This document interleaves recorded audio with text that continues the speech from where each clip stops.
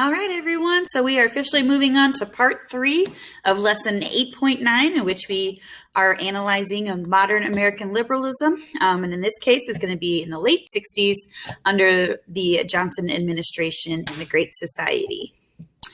So again, liberal ideas that had been developing during FDR's administration, and then again during JFK's administration, finally found some sort of concrete expression with LBJ's Great Society. And so this is going to be a collection of different programs, domestic programs, I should say, here at home in the U.S., which will use federal tax money to try to end racial discrimination, eliminate poverty, and address other types of social issues as well. So although Johnson's predecessor, Kennedy, ran on a campaign of modern American liberalism, remember he had his packaged programs known as the New Frontier, that many of these programs fell through. Many of them never were able to find ground in Kennedy's administration because, again, his administration was so plagued with all of the issues going on with foreign policy, primarily as a result of the Cold War. So Johnson, unlike Kennedy, is a powerful congressional leader, and he feels as though he can actually move legislation through Congress despite the opposition from fellow Southern Democrats. So again, that was something else that concerned JFK when it came to actually making many of these plans into concrete pieces of legislation, is that JFK did not want to isolate those Southern Democrats because he was planning on running for re-election. However, LBJ has a different relationship with these Southern Democrats since he has been a powerful congressional leader for a long time prior to becoming president. So Johnson will end up pitching his programs to Americans essentially as a continuation of Kennedy's legacy. And it's going to make it even more difficult for people who oppose in Congress to stand against these proposals, because if you're going against what Kennedy would have wanted, it's like to speak ill of the dead. So Johnson is going to be very effective in getting a lot of these programs pushed through Congress and signed into law. Johnson was also very much influenced by Harrington's book, The Other America. And he read this exclusively cover to cover several times before creating and proposing several of his reforms. So really the cornerstone or the foundation of LBJ's Great Society is going to be what he declares as a war on poverty. So he wants to, again, use the power and the clout of the federal government, as well as the financial backing of the federal government, in order to isolate and attack the causes of poverty. So as part of his war on poverty, Johnson will create the Office of Economic Opportunity, which will provide both job training and placement for Americans who are out of work.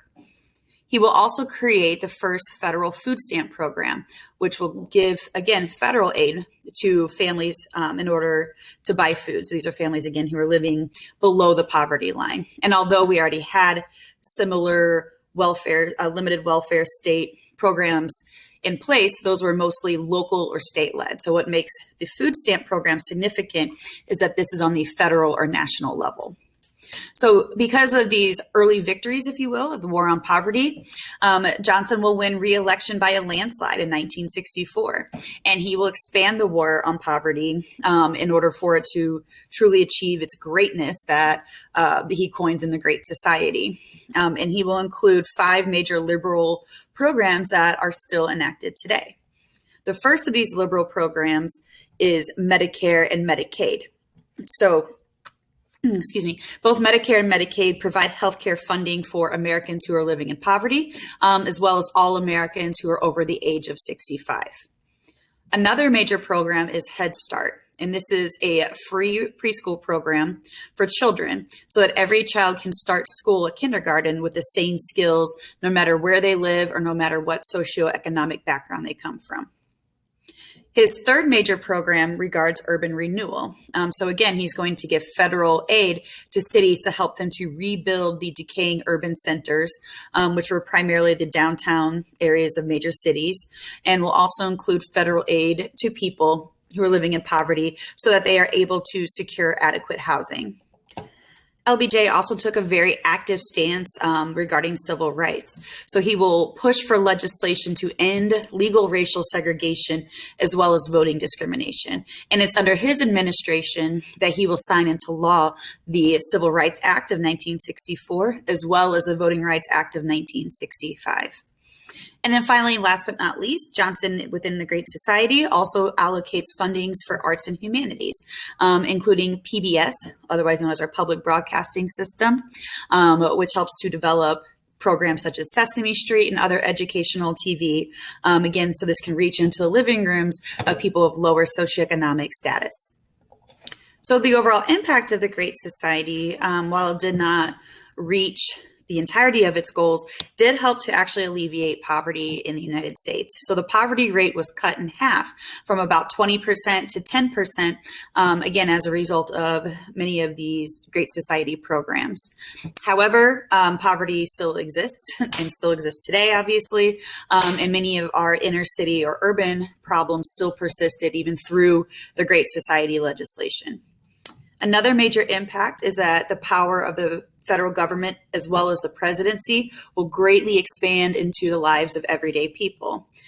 We have to remember that under FDR with the New Deal, it turned American expectations to the federal government to essentially help out economically in times of crisis. But the Great Society is different because now these programs are taking root in Americans' everyday lives forever, not just in a time of crisis.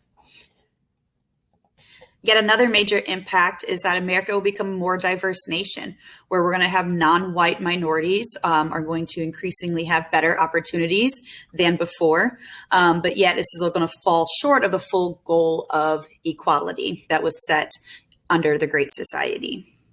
So eventually the Great Society programs either remain stagnant or decline. And although many of these programs still exist today, like Medicare, Medicaid, Head Start, many of these programs had not seen significant expansion or funding since the late 1960s. And then what happens to LBJ is similar to what happened with JFK, is that the Vietnam War is soon going to take essentially all of LBJ's attention and energy and funding away from these domestic programs as the war eats up more and more of that federal budget. And so before the decade even closes out, so by 1968, many of these programs are still struggling with funding and just struggling to stay alive.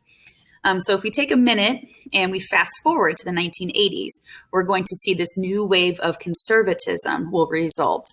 And so this is like a backlash, if you will, against the liberalism that we saw in the 60s and the 70s. And so we're going to see Republican Ronald Reagan will be elected in the 1980s. He will greatly scale back and push back the role of the federal government in the everyday lives of Americans, as well as the role of the government in ensuring social and economic equality.